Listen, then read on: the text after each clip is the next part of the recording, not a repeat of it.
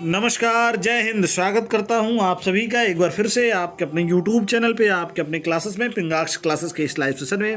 जैसा कि आप सभी को पता है, हमारा क्लास हर शनिवार और रविवार शाम 7 बजे लाइव होता है। तो इस वादे के साथ मैं फिर से उपस्थित हूं बेस्ट जीके और जीएस के महत्वपूर्ण 15 प्रश्नों के सेट के साथ। तो दोस्तों, बिना देर किए हुए इस चैनल को सब्सक्राइब कर लीजिएगा। आज तक अभी तक आपने सब्सक्राइब नहीं किया होगा और ये सेशन पसंद आएगा तो लाइक, कमेंट और शेयर करना ना भूलें। एक शेयर जरूर करिएगा अपने हर एक फौजी भाई को जो अग्निवीर बनना चाहते हैं, आर्मी में जाना चाहते हैं। तो चलिए सेशन को स्टार्ट करते हैं आज के दिन के ये 15 प्रश्नों के सेट को बिना देर किए हुए।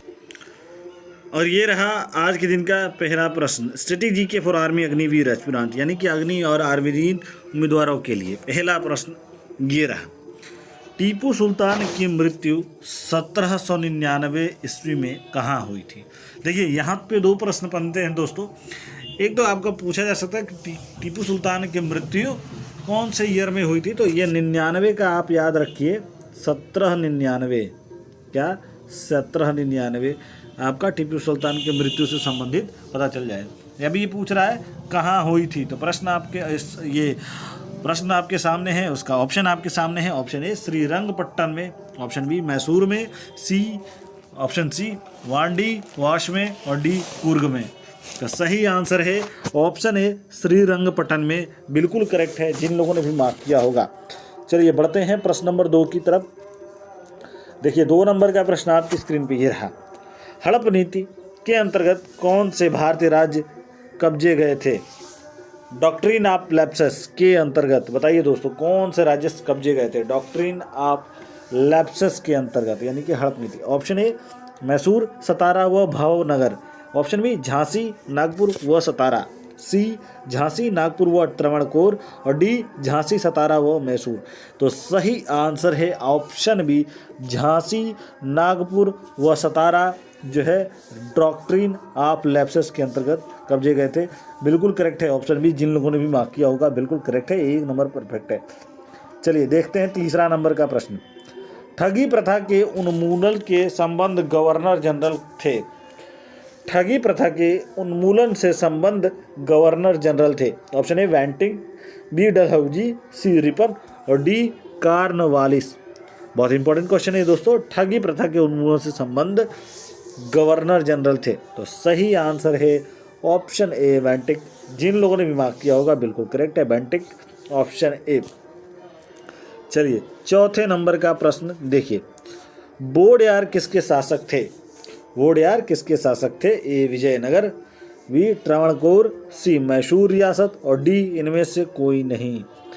वोडेयार किसके शासक थे? तो ऑप्शन आपके सामने दे रखे हैं, ऑप्शन आप देख लीजिए। ए विजयनगर, बी त्रावणकोर, सी मैसूर रियासत और डी इनमें से कोई नहीं। तो सही आंसर है ऑप्शन सी मैसूर रियासत, जिन लोगों ने भी मार्क किया होगा ऑप्शन सी बिल्कुल करेक्ट है। चलिए बढ़ते हैं हम प्रश्न नंबर 5वें की तरफ। टीपू सुल्तान की राजधानी थी।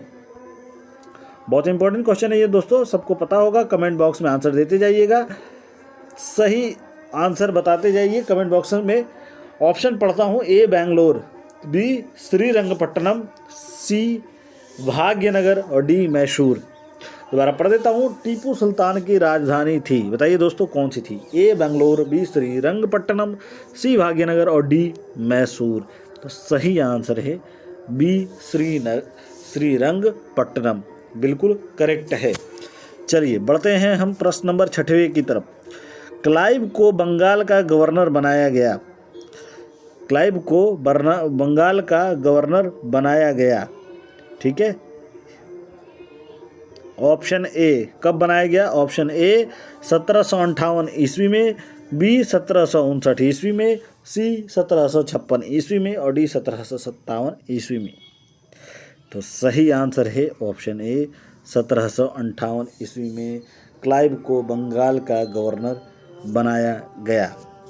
चलिए बढ़ते हैं प्रश्न नंबर 7वें की तरफ। 7वें नंबर का प्रश्न स्क्रीन पे ये रहा। भारत का प्रथम गवर्नर जनरल था। ए Cornwallis, B William Bentinck, C lord Canning और डी वारेन हेस्टिंग्स। दोबारा पढ़ देता हूँ। भारत का प्रथम गवर्नर जनरल था। ए कॉर्नवालिस, बी विलियम बेंटिंक, सी लॉर्ड कैनिंग और डी वारेन हेस्टिंग। तो सही आंसर है ऑप्शन बी विलियम बेंटिंक। जिन लोगों ने भी मार्क किया होगा बिल्कुल करेक्ट है, 1 नंबर परफेक्ट है। 8वें नंबर का प्रश्न देखते हैं। 8वें नंबर का प्रश्न आपकी स्क्रीन पे ये रहा। द्वैध शासन नीति को किसने समाप्त किया था? ए कर्जन, बी वारेन हेस्टिंग्स, सी लॉर्ड रिपन और डी लॉर्ड माउंटबेटन। दोबारा पढ़ता हूँ। द्वैध शासन नीति को किसने समाप्त किया था? ए कर्जन, बी वारेन हेस्टिंग्स, सी लॉर्ड रिपन और ऑप्शन डी लॉर्ड माउंटबेटन। तो सही आंसर है ऑप्शन बी वारेन हेस्टिंग्स। जिन लोगों ने भी मार्क किया है बिल्कुल करेक्ट है। द्वैध शासन नीति को समाप्त किया था वारेन हेस्टिंग्स ने। चलिए बढ़ते हैं 9वें नंबर के प्रश्न की तरफ। अंग्रेजों का सर्वाधिक विरोध किसने किया था? अंग्रेजों का सर्वाधिक विरोध किसने किया था? ए सिखों ने, बी मुगलों ने, सी मराठों ने और डी राजपूतों ने। तो सही आंसर है ऑप्शन सी मराठों ने। अंग्रेजों का सबसे ज़्यादा विरोध किया था मराठों ने। चलिए बढ़ते हैं 10वें नंबर के प्रश्न की तरफ। प्रशासनिक अव्यवस्था के आधार पर डलहौजी ने किस राज्य को ब्रिटिश साम्राज्य में मिलाया था? Option A Orissa, B Burma, C संयुक्त प्रांत और डी अवध। दोबारा पढ़ता हूँ। प्रशासनिक अव्यवस्था यानी कि कुशासन के आधार पर डलहौजी ने किस राज्य को ब्रिटिश साम्राज्य में मिलाया था? तो इसमें सही आंसर है अवध, ऑप्शन डी। जिन लोगों ने भी मार्क किया होगा ऑप्शन डी अवध बिल्कुल करेक्ट है। चलिए 11वें नंबर के प्रश्न की तरफ चलते हैं। आदि ग्रंथ किसने संकलित किया था? गुरु अर्जुन ने, गुरु रामदास ने, गुरु गोविंद सिंह ने, गुरु नानक ने। दोबारा पढ़ता हूँ। आदि ग्रंथ किसने संकलित किया था? ऑप्शन ए गुरु अर्जुन ने, ऑप्शन बी गुरु रामदास ने, ऑप्शन सी गुरु गोविंद सिंह ने और डी गुरु नानक ने। तो सही आंसर है ऑप्शन ए गुरु अर्जुन ने। चलिए 11वें से बाद 12वें नंबर के प्रश्न पे बढ़ते हैं और 12वें नंबर का प्रश्न आपकी स्क्रीन पे ये रहा।